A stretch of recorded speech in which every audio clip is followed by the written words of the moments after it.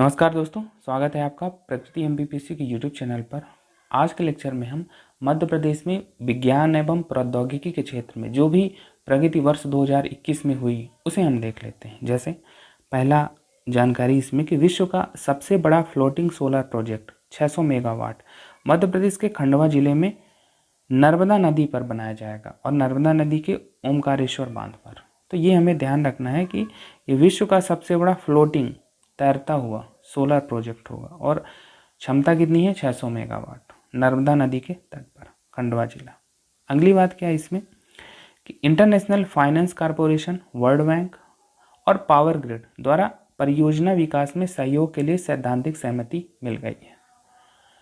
अगली बात देखते हैं इसमें कि दिव्यांग बच्चों के लिए भोपाल में अर्ली इंटरवेंशन सेंटर की स्थापना की जाएगी।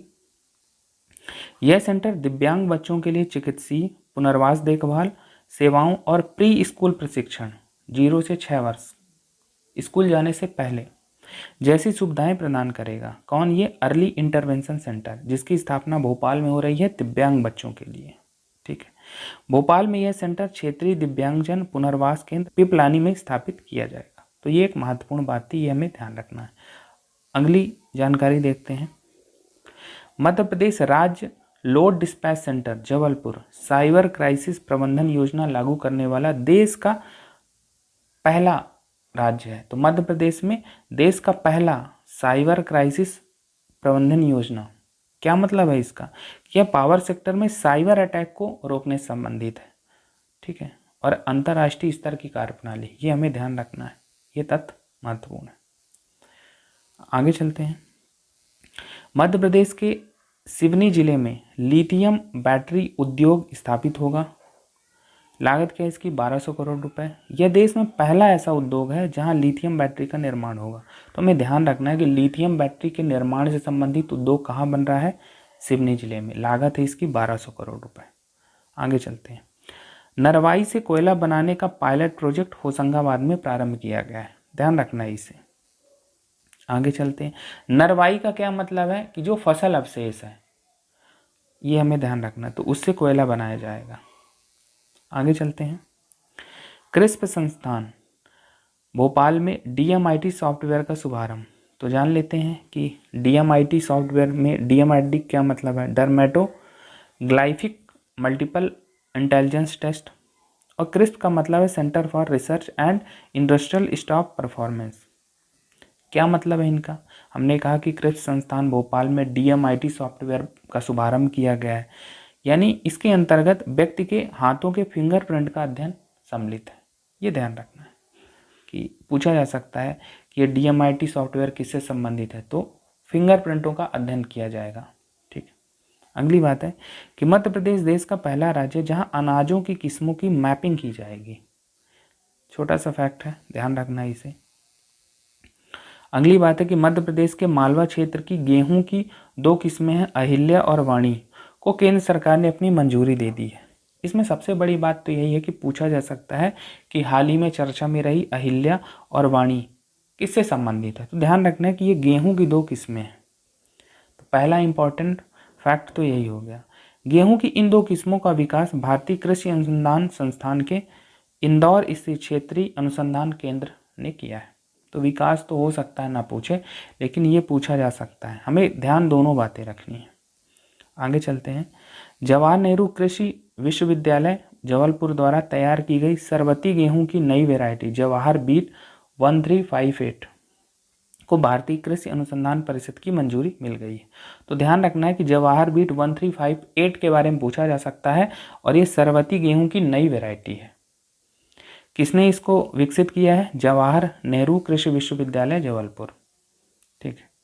खरगोन जिले की बेड़िया की नवीन मिर्च मंडी को देश की आदर्श मंडी के रूप में विकसित किया जा रहा है। एक चीज़ हमको ध्यान रखना है, पूछा जा सकता है कि जो बेड़िया की मिर्च मंडी है वो कहाँ है? तो खरगोन जिले में है। ठीक है, और एक चीज़ और इसमें है कि बेड़िया मंडी देश में दूसरे स्थान पर आती है। पहले स्थान पर आंध्र प्रदेश की गुंटूर मंडी है। पूरे एशिया में मिर्च का सबसे ज़्यादा उत्पादन भारत में ही होता है। ये एशिया की बात की जा रही है, विश्व की बात नहीं की जा रही है। आगे चलते हैं।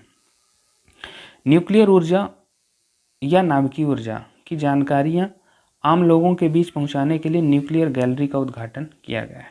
ध्यान रखना है कि न्यूक्लियर गैलरी से क्या मतलब है कि नाभिकीय ऊर्जा संबंधी जानकारियां आम लोगों तक पहुंचे। अगली बात है कि मध्य प्रदेश के छिंदवाड़ा, बैतूल, दतिया, होशंगाबाद जिलों में एथेनॉल तैयार करने के उद्योग लगाए जाएंगे। ये उद्योग गन्ना, धान, मक्का इत्यादि से एथेनॉल बनाने का काम करेंगे।